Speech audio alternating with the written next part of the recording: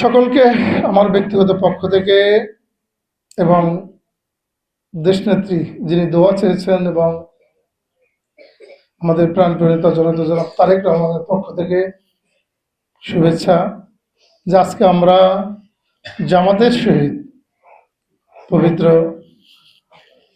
আমরা মসজিদে জুমার নামাজ আসরের নামাজ আদায় করে খুব সুন্দরভাবে একটি দোয়ায় অংশগ্রহণ করতে পেরেছি। এজন্য আমরা শুকরিয়া স্বরূপ বলি আলহামদুলিল্লাহ। আজকের যে অনুষ্ঠানটি আসলে আমি সাথে সাথে সে তার মতো করে আমি তার সাথে যোগাযোগ করতে পারি নাই এবং তিনি সারসিনা দরবার শরীফে মাহফিলে ছিলেন। নিজে একটু শারীরিকভাবে অসুস্থ, তার জন্য দোয়া করবেন। সে অসুস্থ থাকা সত্ত্বেও সেই নিজে উপস্থিত থেকে শুধু এই প্রতিষ্ঠানেই নয়, আপনাদের জন্য মনে হয় কিছু তবারকের আয়োজনও করেছে আমাদের হুজুর। সে নিজের হাতে এবং নিজে সেই বাজারে গিয়ে অসুস্থতা সত্ত্বেও তিনি সুন্দরভাবে একটি পরিবেশ তৈরি করেছেন এখানে। ধন্যবাদ।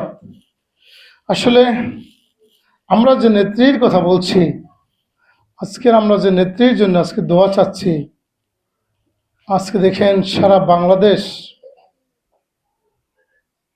আজকের মনে হয় দল মত নির্বিশেষে, ধর্ম বর্ণ নির্বিশেষে সবাই যেন কাঁদছে, সবাই স্তম্ভিত। আজকের সারা বাংলাদেশ নয়, সারা বিশ্ব আজকের তাকিয়ে আছে এভার কেয়ার হাসপাতালের দিকে, খবর নিচ্ছে বিভিন্ন দেশ থেকে সেই প্রাণপ্রিয় নেত্রীর শারীরিক অবস্থা সম্পর্কে। তিনি তিনবারের প্রধানমন্ত্রী ছিলেন এই দেশের, যিনি তার দক্ষতার মাধ্যমে এই দেশকে সুন্দরভাবে পরিচালিত করেছেন এবং উন্নয়নশীল একটি রাষ্ট্র হিসেবে পরিচালিত করেছেন।